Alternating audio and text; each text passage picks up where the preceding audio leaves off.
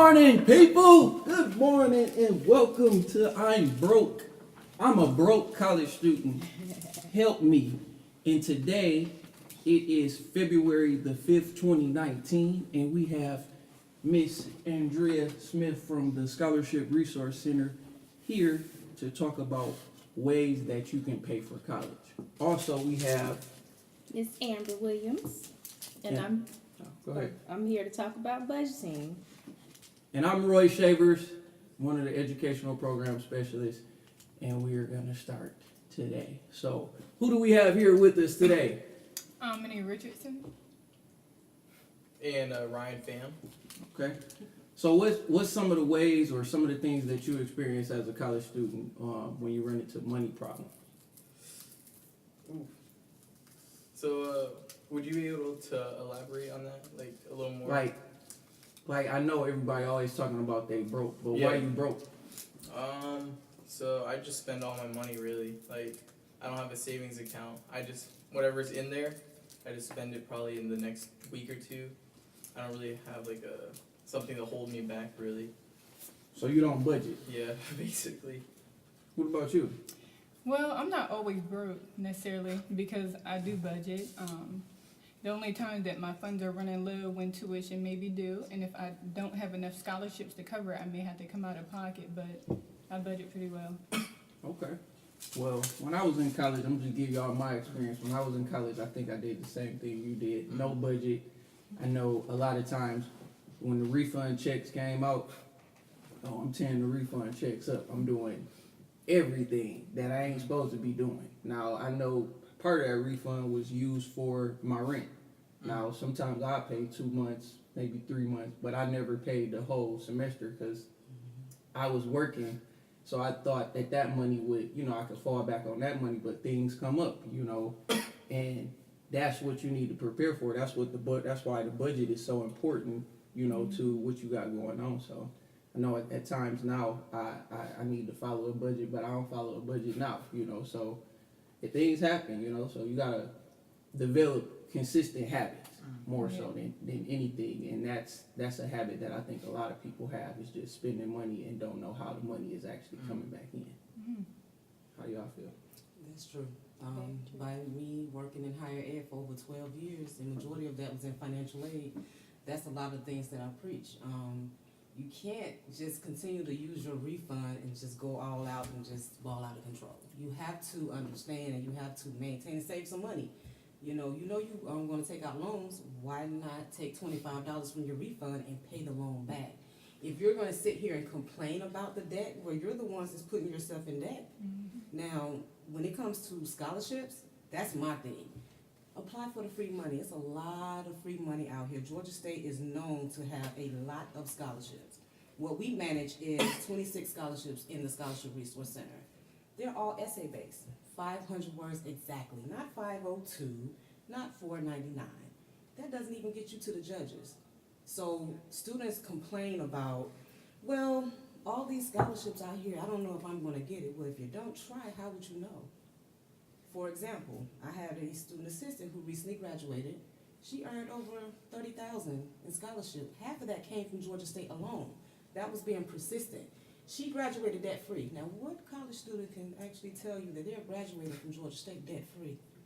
And they're still going to come back to grad school and they're still applying for scholarships. You have to be diligent. You have to reach out to your sources. Like TRiO is an awesome program. Just to give you a little background about me, I'm a first-generation student. So parents never graduated from high school. I'm the first that ever went to college. I paved that way for my 3 daughters because I have 3 daughters. 2 of my daughters attend here. And I currently attend here as a grad student. So it can work. You just have to write your goals down. You have to focus, and you have to apply for this free money. All this free money out here, y'all just be running from it because you don't want to take the time to apply for it. You at least need to spend at least 2 hours a week. You can do that for scholarships, because if you spend 2 hours on Instagram, you can spend 2 hours doing some scholarships, right?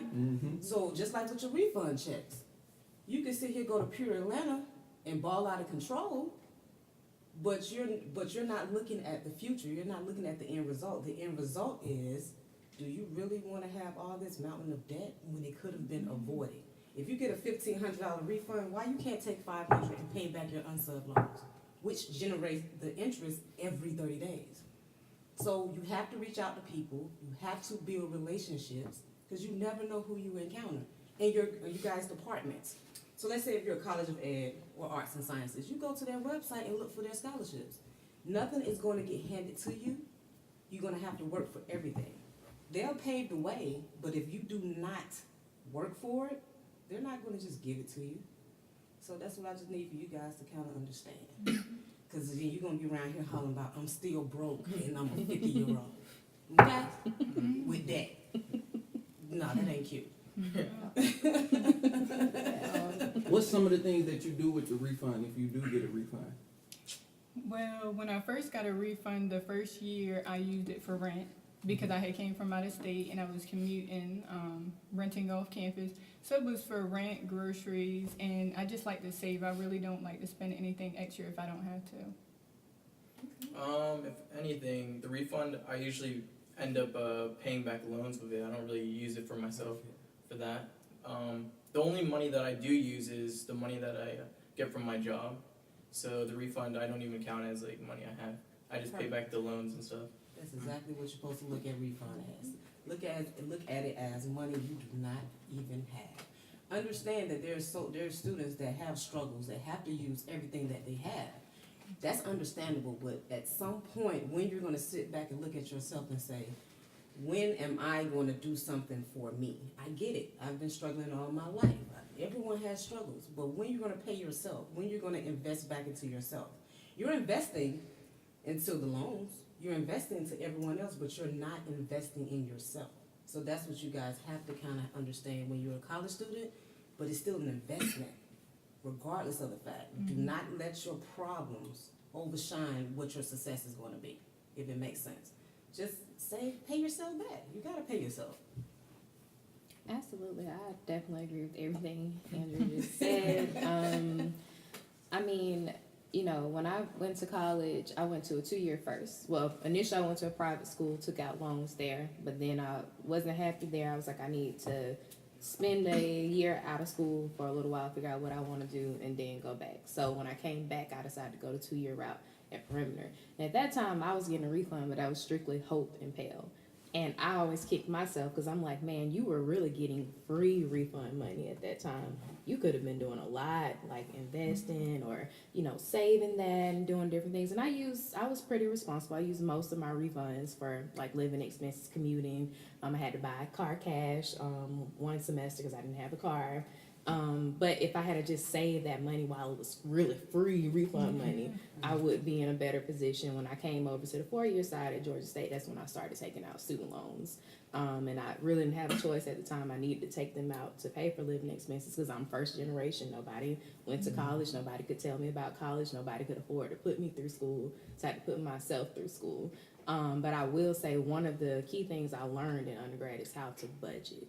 Like, you have to know where your money is going, all of your money, down to the dollar. I know that may sound like overboard, but you really have to know where all of your dollars are going, because that little $1.50 at the vending machine, if you're doing that on a regular, that adds up. You know, that $5 parking or $5 lunch, it adds up. So knowing where your money is going every time you get paid is so important, and you'll find it's easier to save and easier to assess, hey, this is where I need to cut back. Because a lot of times we'll say, oh, I don't make enough money, or I don't have enough money. But a lot of times you actually do. If you're living within your means, really you need to live below your means. But if you're living within your means, you have enough money to make it. Kind of just got to assess where that extra money is going out the door every month, and be realistic with yourself. I mean, if you can't afford, you know, a new car while you're an undergrad, if you can't afford, you know, new shoes, you can't afford to go out, you need to be honest with yourself. Because a lot of students are leaving, you know, undergrad already messing up their credit, already in debt, you know, outside of student loans, already in bad positions, and you're not even really giving yourself a chance to get a good start. So budgeting is something that I really learned how to do in undergrad, and it's very important. It's a very important skill. I know another thing is get a job. You know, I know you said you had a job. You said you have your own business, correct? So what do you do? I hand make jewelry and other accessories. Okay. Oh, that's good. Yeah. So how long have you been doing that? I started in 2012 in high school, my freshman year. I ran it all 4 years like a small business. Then I took a 2-year hiatus. In December of 2017, I just started again. Okay. Okay, perfect. So did anybody like influence you to start that, or it was just something that you just? Well, I was out yard selling. I like boxes. Mhm. Someone handed me a box. I purchased it for $3, and when I looked inside, it had pliers, beads, strings, and I just started. And I sold that day and just kept going. What do you do? I work at QT right now. Okay. Mm-hmm. So what do you do there? It's just a lot of cleaning and maintenance, just keeping upkeep Okay. of the store. Mm. So I actually had a question. So at what point do you start to realize that you need to save? Because I know, like, we all know that we have to save eventually, but a lot of people, like for me, it doesn't really kick in. Like reality doesn't kick in yet. So at what point, like, will it kick in, or how do you like force it, kind of? What's your classification right now? You're a freshman, sophomore? I'm a sophomore right You're now. a sophomore. So you need to start saving. Mm-hmm. Because the number one issue is in undergrad, students run out of money before they graduate. Mm. So, because you're a sophomore, you're going into your junior year, around that time, junior year, you need to be saving money. So you need to have some type of cushion because it's possible that you can run out of money by the time you graduate. Mm. It's possible. I see that a lot because I have so many students that come in towards that end as far as to apply for scholarships, and we try to help them as best as our ability, but you have to start saving when you get close to actually finishing because that's when reality is going to hit. If it's going to hit as soon as you cross that stage, and your parents is going to say, hands off, because I can't wait to mine hit that stage in May. So yeah, I'm going to be one of those parents that's going to say, you have graduated. I agree If you with working, you should always pay yourself. Yeah. that. So Exactly. you guys are working. You got Pay yourself. you entrepreneur. You working. You should always pay yourself. I mean, like even if it's like they say it's $5 or $10, like that's how you save. You know, I know it's hard to save, but $5 or $10 go a long way. You know, if you going from paycheck to paycheck, you know what I mean. And you want to have $1,000 put aside. Like, I mean, it's just really scary how many people can't afford a $500 emergency or a $1,000 emergency. Let me tell you, they come like I just like totaled out my computer, and that's a $1,200 computer. And if I didn't have savings, or I didn't have credit or whatever, like I would just be out of a computer. But I had to learn, like, hey, like put something aside. Like I had to get a new tire last month. That was another almost $500 emergency there. But having a savings served as a cushion where I wasn't having to pull out a credit card or something like that. So I mean, you need to at least have $1,000. And like Roy said, the easiest way to reach that goal is every time you come into some money, even if it's just $5, $10, put that aside. Like put it into an account. Like they have accounts like Ally Bank and American Express. All those are high yield savings accounts. So I think Ally Bank is like 2.2% right now for savings, which is really good. But you want to do something like that and put it in an account that you don't touch regularly, so that you can have some money saved, because life comes fast and it starts in undergrad. Trust me, I had a lot of emergencies in undergrad. Yes, it does. Where I want to go. Right, go ahead. Are there a lot of scholarships for graduating seniors in Yes. your office? So what we manage is called the Panther Retention Grant. That is, I love that grant. That grant is my baby. Saved my life. Yeah, it saves, I heard that about grant that one. saves lives, okay? So the Panther Retention Grant is for graduating seniors, meaning you have to already have applied for graduation, completed a FAFSA. It's a need-based grant. So what students do, they come into the office and I review the students for the Panther Retention. They come and apply. And then I've helped a lot of students. Like this grant has helped a lot of students. And by me coming from financial aid, it's other variables that I can look at a student's file to determine how much of that fund they can receive. So the Panther Retention Grant is something that Georgia State had started years back, and it's awesome. I managed it, and I love it. I really do. But it does help students. One question, because I know someone who has gotten that, don't you have to max out all your loans to get that? You do have to max out all of your loans to get the Panther Retention Grant. However, there's different variables to that. Like, we're not the only office that handles it. Like, financial aid handles it, but they have a different process. But you do Yeah. have to max out everything because it's something that helps students who exhausted everything. Yeah, well, what about scholarships where you might not have exhausted everything? Like if I'm looking for a refund? Well, that's a little different. So when you apply for the university-wide foundation scholarships, it depends on what those scholarships says, if it's, Yeah, so to speak, refundable. Meaning you have a scholarship that probably strictly for books or strictly for tuition and fees to where you can't get a refund. We don't have students look for scholarships to kind of get a refund. It's just a matter of paying for your cost of attendance, paying for your Yeah. tuition and fees, helping you get to that next level. yeah, As far as financial, because we know finances is the biggest issue today when it comes to applying to school. Because tuition is going up, books is going up, cost of living is going up, so it happens. But yeah, we have a lot of scholarships. How many scholarships have you guys applied for? I typically apply for all that I can, and now typically I get them. Not all of them, but I at least get a few. I do have one reoccurring scholarship from UNCF. It's $2,500 per semester. But this past year, I'm not going to say it's why I didn't get any, but it's most likely one of the factors. Basically, with the FAFSA for this school year itself, I didn't get done until September. I had a really hard time getting my parental information to complete it. They just weren't being responsive with me. So that's why I wasn't able to get certain things that I typically did. And now that's why I do have more loans than I would have, where I really didn't have any at first. How many have you applied for? I would say in total I've applied for at least like 5. He's starting to come up here. Yeah, sit right there.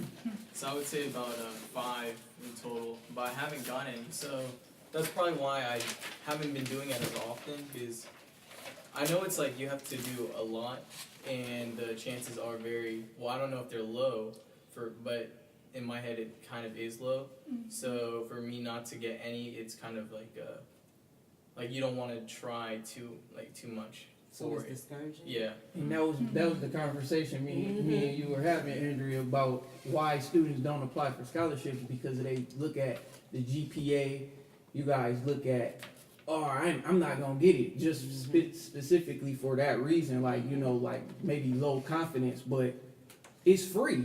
You know what I Yeah. mean? Like, it's a free opportunity. You don't know if you're gonna get it or not, so why not try it? And then I'm looking at it like some of the essays that you write, you can use the same essay for some of them. I ain't gonna say but all of different- them, but for some of them you can use the same essay. So why not even try?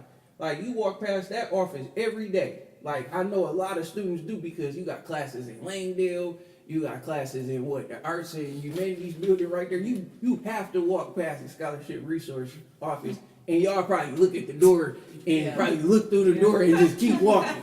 Like, why? Like, I mean, like, why not stop in there and get the packet and say, let me see what scholarships do I qualify for this semester? You know, like, if you don't knock on no doors, you ain't gonna know nothing around here. You know what I mean? So you might as well start trying to better yourself. Like, I wish somebody would have told me about scholarships and applying to scholarships. All I was doing was taking out money and didn't know about that. So now that's why I'm in debt. You know what I mean? And I look at it like, man, like, I really wish I would have applied for scholarships, even though I was on athletic scholarship. That wasn't enough. I agree. You know, that was not enough, you know, and wasn't nobody encouraging me and telling me, oh, Roy, go apply for this scholarship. I'm pretty sure you'll get it. You first generation. Or, Roy, did you know you could go to financial aid and they can add work study to your account if you ask them if you're eligible for it? You know, it was all types of stuff that I've just learned now, you know, here. Like, I'm telling students, you want a job, go find on campus, go find a job, and then go talk to, you know, financial aid about adding work study to your account. That's some more money. Is that a loan that you gotta pay back, or is that's just federal money that you? That's federal money. And work study is a good opportunity. I did Panther work here, and it worked out perfectly because I had classes. I could go to class, come back, work, go to class, come back. I could work all day and then go to my classes.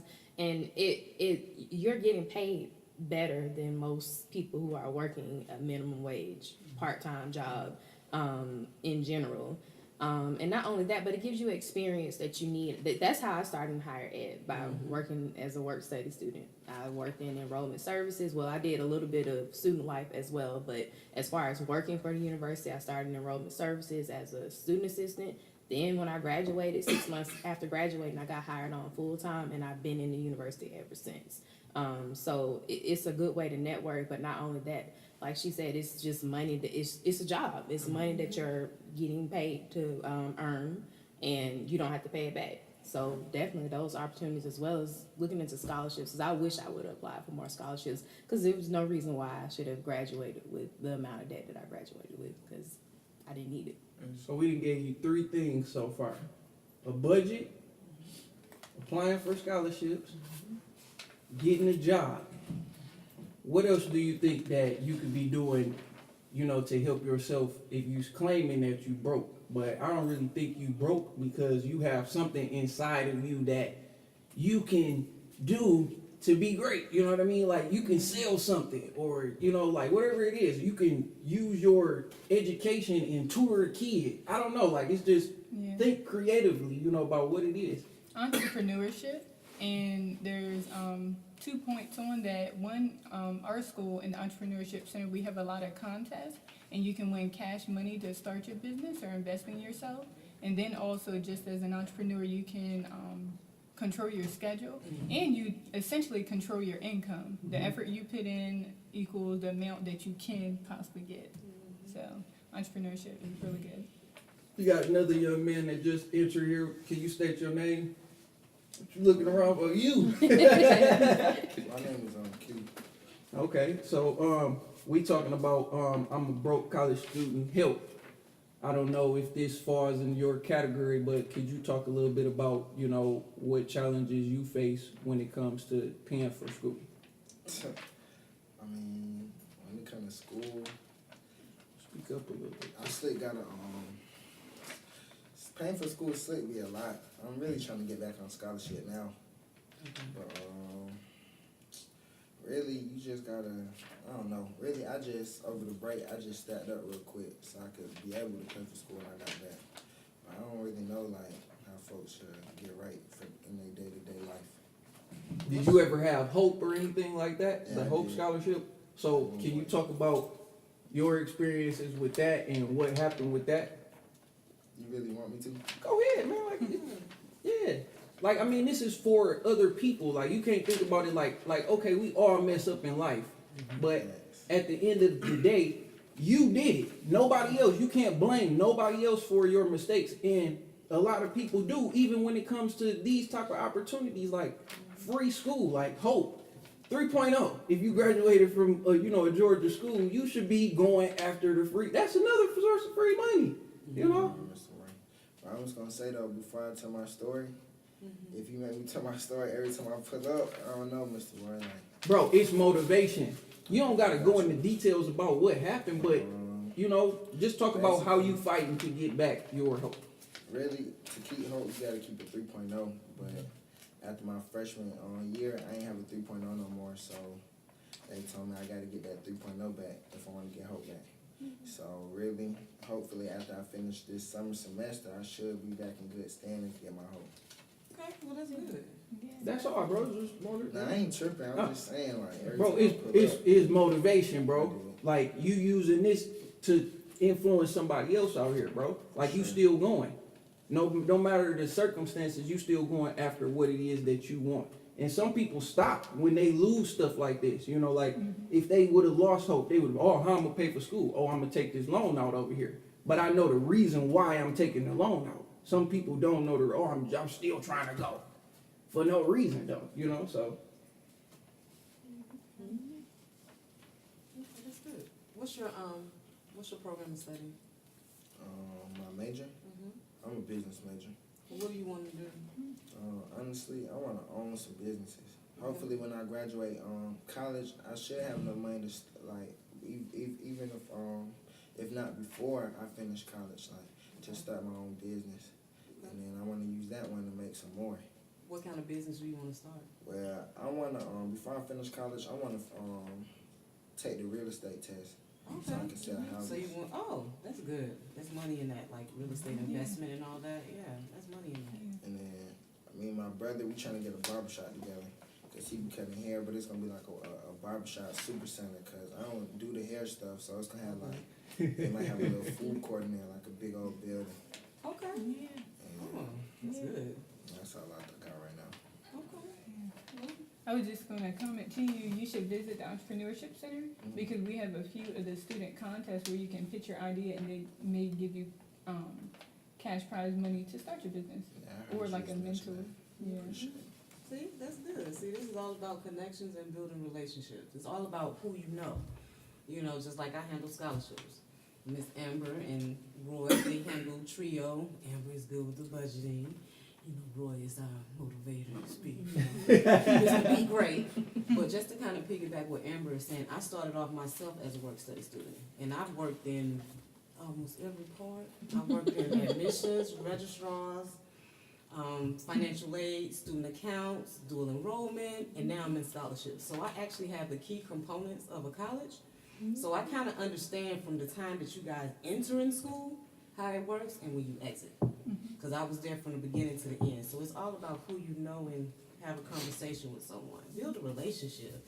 Get to know your peers and get to know the people around you. Because what if she wasn't in here? You would have never known about that because you probably want to seek to do that. Yeah, probably not. Exactly. So you just have to kind of know who you are. You don't have to know everybody. You don't have to be friends with everybody. However, you do want to be sociable. That way you'll know. Because you don't know what this young man right here can do for you. You don't know what this young lady can do for you. You don't know what we can do for you. And I deal with free money. So you you don't know what I can do for you. I done had students that come into the center and they'll tell me their situation and literally walk out the center. Oh, okay, well, I can give you $3,000. Just like that. If you don't come into the Scholarship Resource Center, you don't know anything. You don't know if you can walk out of there successful, meaning, oh, well, Ms. Smith gonna make sure that I get this, or Ms. Smith can review me for the Panther Retention Grant because I'm graduating, so I need that help. So you gotta kind of come and talk to people and just reach out, because there's money out here to get, trust me. I Don't be seen it. ashamed of your story. Like, Yeah, don't. I know, like Roy, I can vouch for Roy. Roy is a connections person. He's Yes, gonna he connect is. you. I can say that for me personally, since I've known him, he's gonna connect you to whoever it is that he feels like he needs to get you in contact with. But don't be ashamed of your story. Like I'm one of those people too. For a long time, I was like, oh, I don't want to tell people what my story is with undergrad and all the struggles. But when I started like talking about it, people were like, oh, okay, let me connect you to this person that can help you. So the journey got easier. So I was able to position myself to where I could finish school and not leave, with a ton of debt. Although I left with more debt than I should have left with, but that was my fault because I didn't know certain things. But I'll say just even getting the retention grant and, then getting another scholarship to finish where I didn't even have to take out the last little loan amounts and all that stuff. It was from humbling myself a little bit and not being like scared to share. You know what I'm saying? Like, don't be afraid to share your story because nobody's judging you.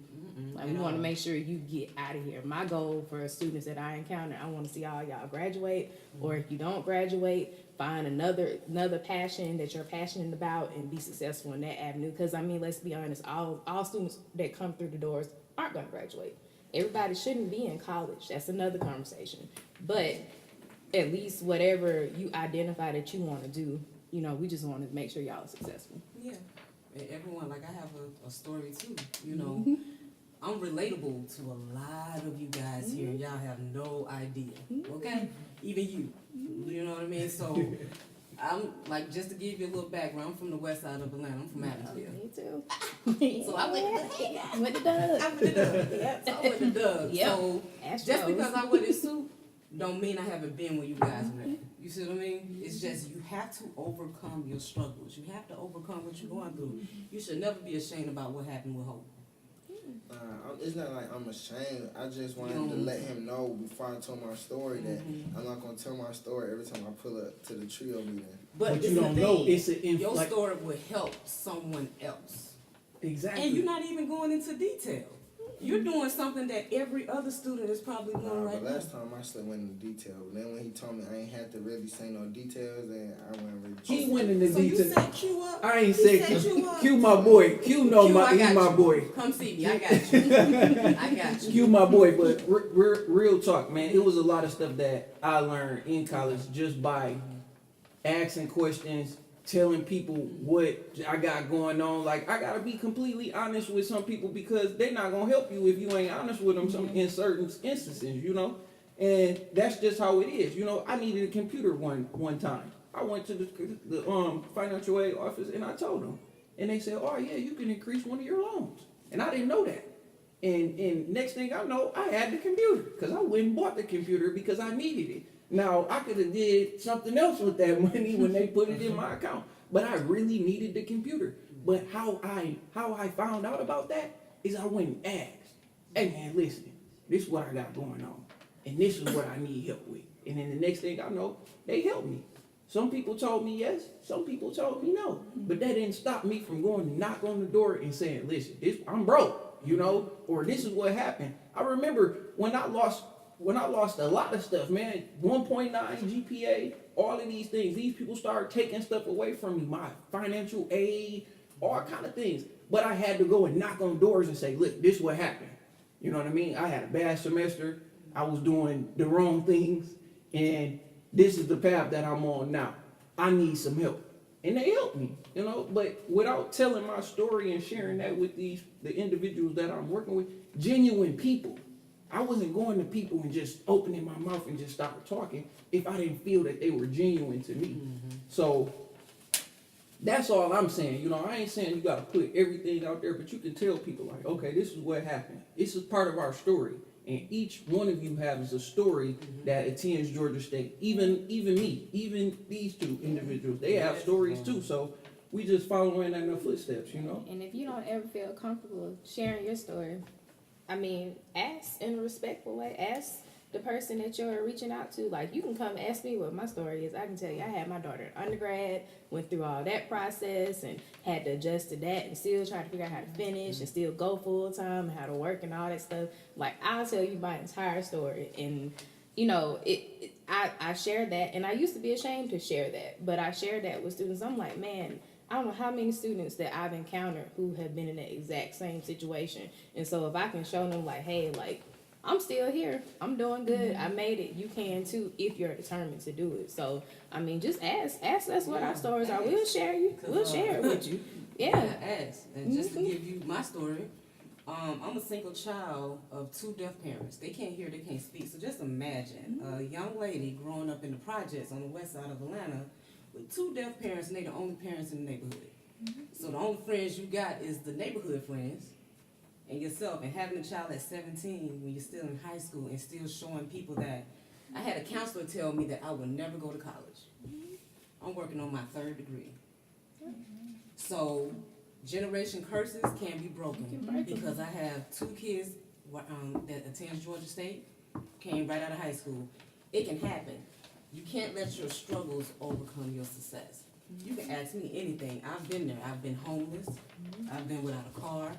I got 3 daughters and taking care of 2 parents. So, yeah, my testimony is real.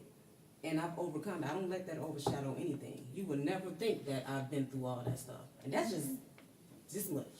Right. The rest of the stuff, I might start crying. Because it's a testimony. It's like, hey, regardless of the fact, just because I'm a female doesn't mean I haven't been through the same thing a male has been through or done the same things. You see what I mean? So growing up in the projects with the lifestyle, I still had to overcome that. I had to break that because I didn't have no one paved the way for me. Both my parents didn't graduate high school. And they were born in 47 and 46. So my mom used to pick cotton. So they could not tell me anything about life.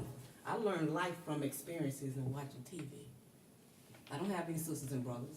So you have to understand that there's people out there, you just have to ask them. I'm relatable to almost every student here.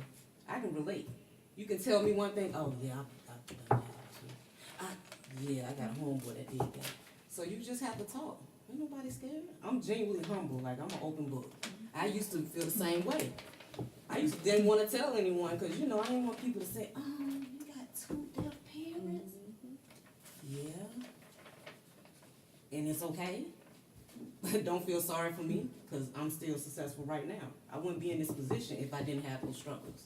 That's the whole point. You have to go through the struggle in order to see the light. So I think that's about the time. Do you guys have any questions or anything like that? Just don't do what I did. I'm gonna say this. Yeah. Don't do it.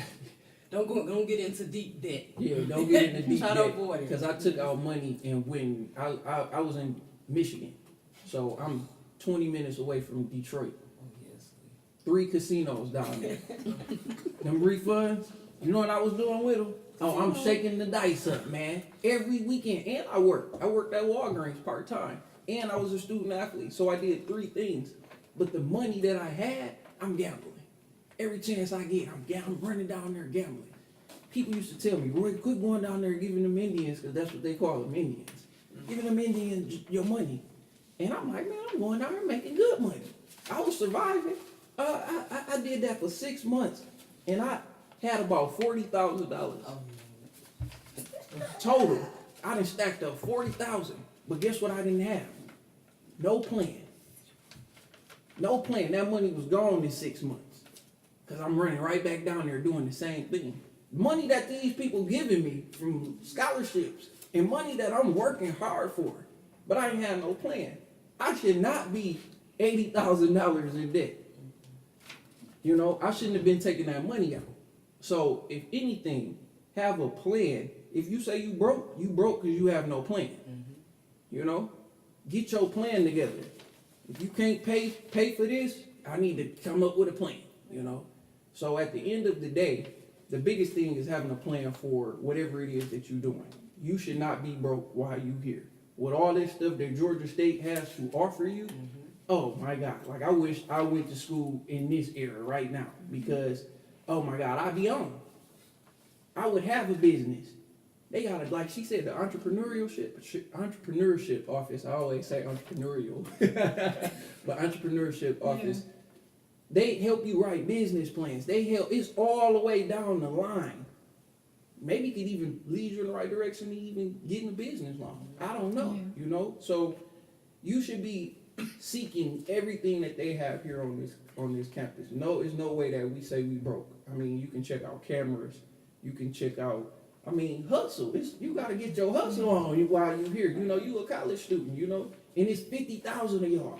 So somebody can buy something that you selling, you know, whether it's you a photographer, whether you videographer, I don't know, you know, all of that stuff. You should be selling your services. Don't do nothing for free. no. And just know, carry that spirit when you graduate too. Yeah.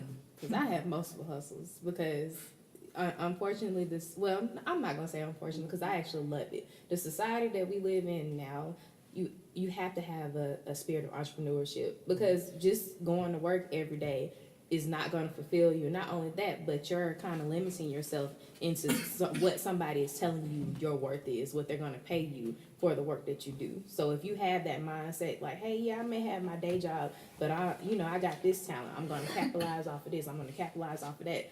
Like, that's creating multiple streams of income, which is really what you need. Like, America's not a society where you can really make it off of just working a 9 to 5, nor do you want that lifestyle. Like, you kind of got to move in the direction of how can I become my own boss or even if I'm still working a full-time job, because I may like the field that I'm in, how can I capitalize on what I earn and still pursue my passions and provide a service? So keep that mindset because that will take you far.